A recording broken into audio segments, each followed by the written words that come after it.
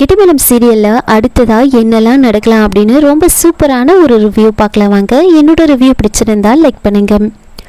எப்போவும் துளசி மேலே கோபமாக இருக்கிற ஈஸ்வரமூர்த்தி இப்போது துளசி சொல்கிற ஒரு விஷயத்த அவர் ஏற்றுக்கிறாரு. துளசி பணத்தை நான் தான் எடுத்து வச்சேன்னு சொல்லி அந்த பணத்தெல்லாம் எடுத்துகிட்டு ஈஸ்வரமூர்த்தி கிட்ட கொடுக்க அப்போது வெற்றி சொல்கிறாங்க, பார்த்தீங்களாப்பா நீங்கள் துளசியை எவ்வளோ அசிங்கப்படுத்திருப்பீங்க, அவமானப்படுத்திருப்பீங்க, அவங்க குடும்பத்தை எவ்வளோ அவமானப்படுத்திருப்பீங்க. ஆனால் அவங்க பார்த்தீங்களா நம்ம குடும்பத்துக்காக யோசிக்கிறாங்க, உங்களோட மானம் போயிடக்கூடாது, நீங்கள் மரியாதையாக இருக்கணுன்றதுக்காக இப்போது அவங்க தான் உங்களை காப்பாற்றிருக்காங்க, இனிமேலாவது அவங்கள புரிஞ்சுக்கோங்க அப்படின்னு சொல்ல அப்போது துளசி ஈஸ்வரமூர்த்தி கிட்ட பேசுகிறாங்க. இங்கே பாருங்க மாமா, நான் எப்படியும் உங்களை ஐடி ரேட்லேருந்து காப்பாற்றிட்டேன், ஆனால் நீங்கள் பண்ணுறது பெரிய தப்பு. இந்த பணத்தை கொடுத்து நீங்கள் ஓட்டு வாங்கக்கூடாது, அது வெற்றியே கிடையாது. தயவு செஞ்சு பணத்தை எல்லாம் கொடுக்காதீங்க. நீங்கள் செஞ்சுருக்கிற விஷயத்த சொல்லி எல்லாருக்கிட்டையும் ஓட்டு கேளுங்க, கண்டிப்பாக நீங்கள் ஜெயிப்பீங்க அப்படின்னு சொல்ல அதை கேட்டு ஈஸ்வரமூர்த்தி சரிம்மா நீ சொல்கிற மாதிரியே செஞ்சிடலாம் அப்படின்னு துளசி சொன்னதை கேட்டு ஓகே சொல்கிறாங்க. இன்னொரு பக்கம் அஞ்சலி மகேஷ் பண்ண எல்லா விஷயத்தையும் ஃபோனில் பார்த்துட்றாங்க. மகேஷ் தூங்கினதுக்கப்புறமா மகேஷோட மொபைலை எடுத்து பார்க்குறாங்க. அப்போ லாக் ஆகிருக்கும். சரின்னு தூக்கத்துலேயே மகேஷோட கை எடுத்து அப்படியே ஃபிங்கர் பிரிண்ட் வைக்கிறாங்க. அன்லாக் ஆனதுமே வெளியில் அந்த வீடியோஸ் எல்லாம் பார்த்து பயங்கரமாக ஷாக் ஆகுறாங்க. இவ்வளோ மோசமானவரா அப்படின்னு பார்த்து அவங்க ஷாக் ஆக கொஞ்சம் தூரத்தில் அப்படியே நடந்து வரும்போதே அப்படியே மயங்கி கீழே விழுந்துடுறாங்க. அதுக்கப்புறமா கொஞ்ச நேரம் பொறுத்து மகேஷ் ஆஸ் யூஷுவல் நைட்டில் எழுந்திரிச்சு க்ளீன் பண்ணுற பழக்கம் இருக்கிறதுனால அப்போ க்ளீன் பண்ணுறதுக்காக எழுந்திரிச்சு வராரு. அப்போ தான் அஞ்சலி அங்கே கீழே விழுந்திருக்கிறத பார்க்குறாரு. உடனே பதறி போய் அஞ்சலியை தூக்கிட்டு ஹாஸ்பிட்டலுக்கு ஓடுறாரு. அஞ்சலி அப்படியே பார்த்ததுமே மகேஷ்க்கு பயங்கர டென்ஷன், என்ன ஆயிருக்கும் அப்படின்ற மாதிரி ரொம்ப பதட்டமாகறாரு.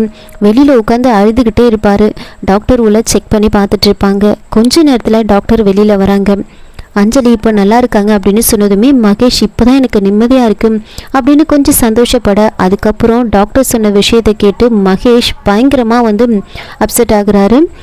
டாக்டர் என்ன சொல்கிறாங்கன்னா ஏதோ ஒரு பெரிய ஷாக்கிங்கான ஒரு விஷயம் நடந்திருக்கு, அஞ்சலி வயிற்றில் இருந்த குழந்தை அபோர்ட் ஆகிட்டுருக்கு அப்படின்னு சொன்னதுமே மகேஷ்க்கு பயங்கர ஷாக்கு.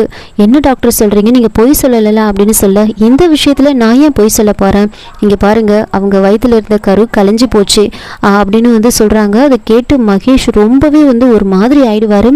ஏதோ ஒரு விஷயம் நடந்திருக்கு, அதனால தான் திடீர்னு இப்படி ஆயிருக்கு, அவங்க ஷாக் ஆகிற மாதிரி ஏதோ நடந்திருக்கு அப்படின்னு சொல்ல அப்படி என்னதான் நடந்திருக்கும் அப்படின்னு மகேஷ் யோசிக்கிறாரு. அப்போது அஞ்சலிக்கு கான்ஷியஸும் வந்திருக்காது. என்ன பண்ணுறதுன்னு தெரியாமல் மகேஷ் பயங்கரமாக அழுதுகிட்டே இருப்பார். மகேஷ் உடனே வீட்டுக்கு போகிறாரு. அங்கே போயிட்டு பார்க்கும்போது அஞ்சலியோட மொபைல் பக்கத்தில் இருக்கும், பெட்டு மேலே இருக்கும். அதுக்கப்புறமா இவரோட மொபைல் எங்கே போச்சுன்னு தெரியல அப்படின்னு கால் பண்ணி பார்க்கலான்னு அஞ்சலியோட மொபைல் எடுத்து கால் பண்ணி பார்க்குறாரு. அப்போ தான் அஞ்சலி எங்கே விழுந்திருப்பாங்களோ அந்த சோஃபா கடையில் அவரோட மொபைல் இருக்கும். அந்த மொபைலை எடுத்து பார்க்குறாங்க. அப்போது இந்த சிசிடிவியை செக் பண்ணி பார்க்குறாங்க.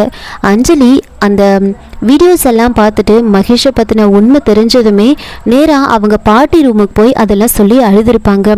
இதெல்லாம் பார்த்ததுமே அப்போது அஞ்சலிக்கு உண்மை தெரிஞ்சிச்சு. இதெல்லாம் பார்த்து தான் ஷாக் ஆகி அஞ்சலிக்கு இந்த மாதிரி அபோர்ட் ஆயிருக்கு அப்படின்னு அதை நினச்சி மகேஷ் பயங்கரமாக ஃபீல் பண்ணி அழுதுகிட்டே இருப்பார். அஞ்சலிக்கு உண்மை தெரிஞ்சிடுச்சே, நாம் என்ன பண்ணுறது அப்படின்னு ரொம்ப ஃபீல் பண்ணுவார்.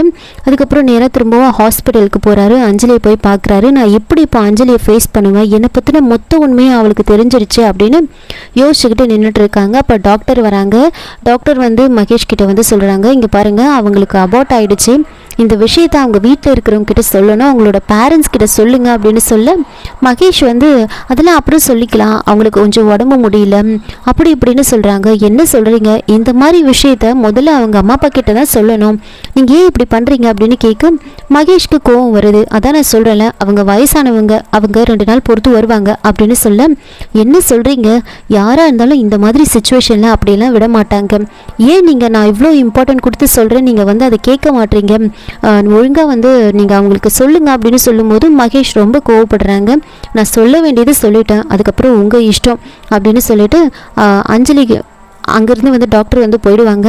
அஞ்சலி வந்து கான்ஷியஸ் இல்லாமல் இருப்பாங்க. மகேஷ் வந்து அஞ்சலியை பார்த்து யோசிச்சுக்கிட்டு இருப்பாங்க. எல்லா உண்மையும் தெரிஞ்சிருச்சு, இப்போது எப்படி நான் உன்னை ஃபேஸ் பண்ண போகிறேன், எனக்கு ஒன்றுமே புரியல அப்படின்னு யோசிச்சுக்கிட்டு இருக்காங்க. அஞ்சலிக்கு வந்து கான்ஷியஸ் வந்து வந்திருக்காது. இதோட இந்த ப்ரோமோ வந்து முடிச்சிருக்காங்க. என்னோட ரிவ்யூ பிடிச்சிருந்தா லைக் பண்ணுங்கள், மறக்காமல் சப்ஸ்கிரைப் பண்ணுங்கள். தேங்க்யூ.